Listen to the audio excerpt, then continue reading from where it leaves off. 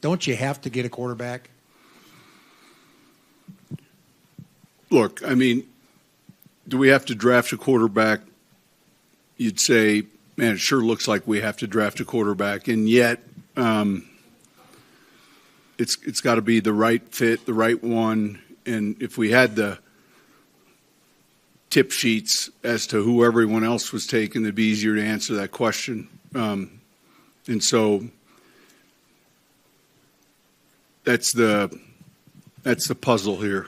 What you don't want to do, Mike, is force it, and otherwise we'll be in this position next year and the years after. So you want to get the right player at 12. Our first pick we got to hit on, whether it's a quarterback, whether it's a tackle, receiver, you name it. We need to get an impact player. Well, I think typically speaking, every year at this time, obviously there's a lot of attention on the draft. It's exciting.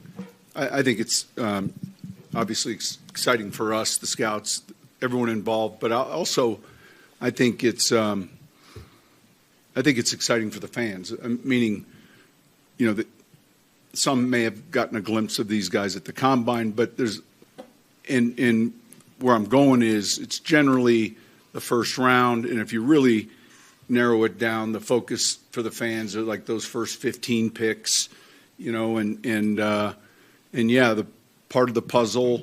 If we were looking at our draft board and you looked at the screen and you said team needs, there's a handful of teams ahead of us where you'd say quarterback, and then there's a team or two, Minnesota, ourselves, the Raiders. You could argue quarterback, and that's what makes it this year a little interesting. But I think 95% every year, 95% of the discussion is on 5% of the draft, because it's hard for anyone to say, God, I like this guy in the fourth round. Wait a minute, I can't keep track of that. I got to go to work. I got the first round figured out, for the fan. So I think each year there's years that's stronger in certain positions, and then the team needs factor into that.